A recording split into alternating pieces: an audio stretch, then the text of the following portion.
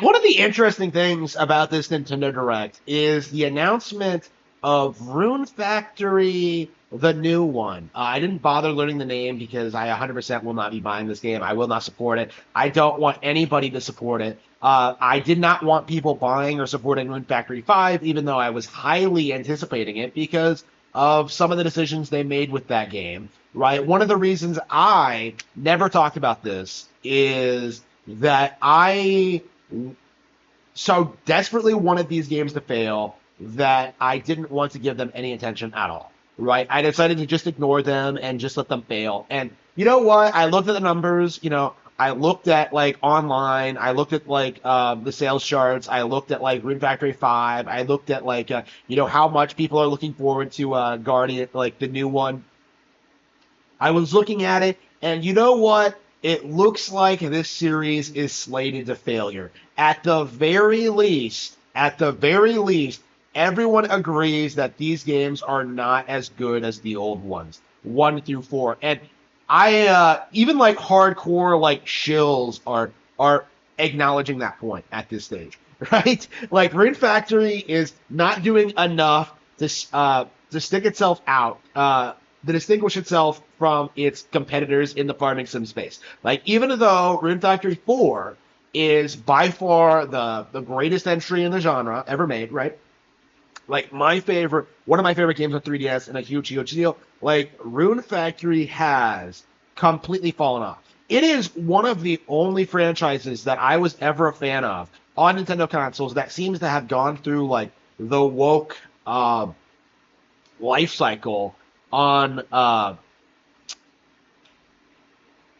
it from a Japanese developer, right? It's the only thing I can think of that has had like similar issues in like getting made and getting taken over by progressives, and just completely ruining everything that made this series great, right? Like there is inherently no value in playing a new Rune Factory game at all. Like the only reason you see people like try to play them and try to get through them is out of misplaced nostalgia for the old games. But in reality, what you should be doing is just ignoring them and playing something else.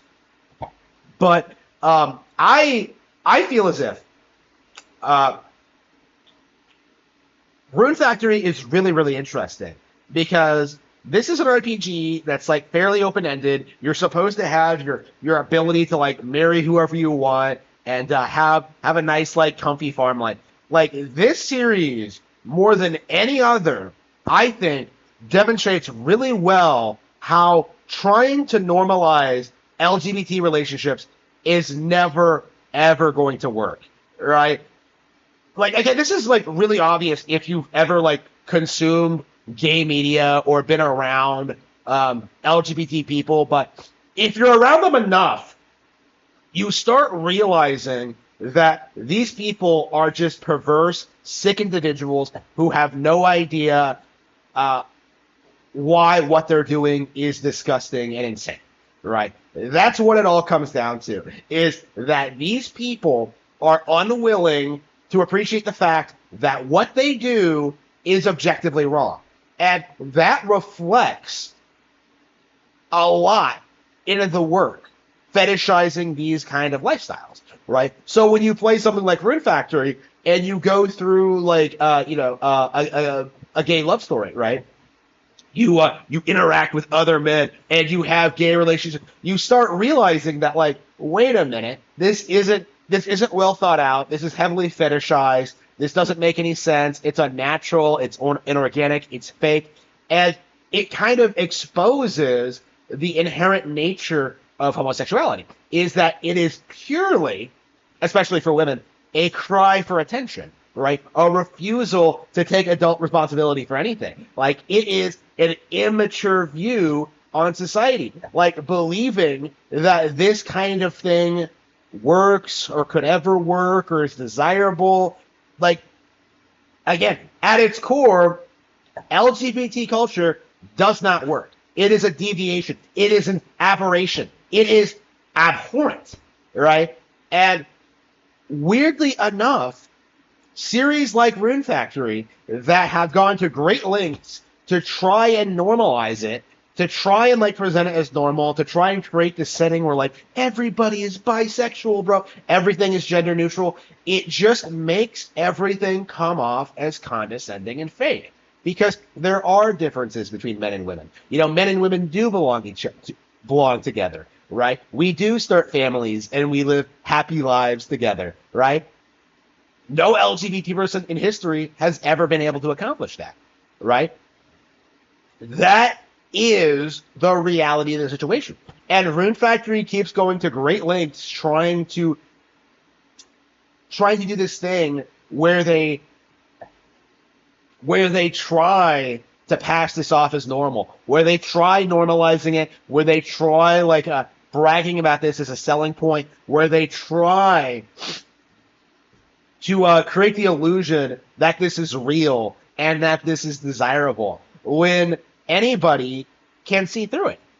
That is that is the interesting thing about this, is that we live in an era where this stuff is not only tolerated but outright supported at the expense of other people's, and yet doing that just kind of exposes why this stuff does not work, right? And again, that is becoming more and more obvious, I think, to anybody who's ever had to interact with these people, just how like degenerate they are and just how like dysfunctional they are. And even though they insist that like, I'm so happy, I'm living my best life, like it's not really true.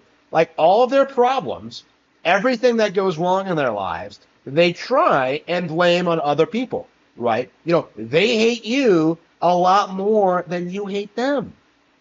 That is the reality of the gay experience, is that you're simply not taking responsibility for anything, right? You are only interested in pursuing just, subverting positive things for society. You are only interested in ruining things for other people because of your vendetta against them, right?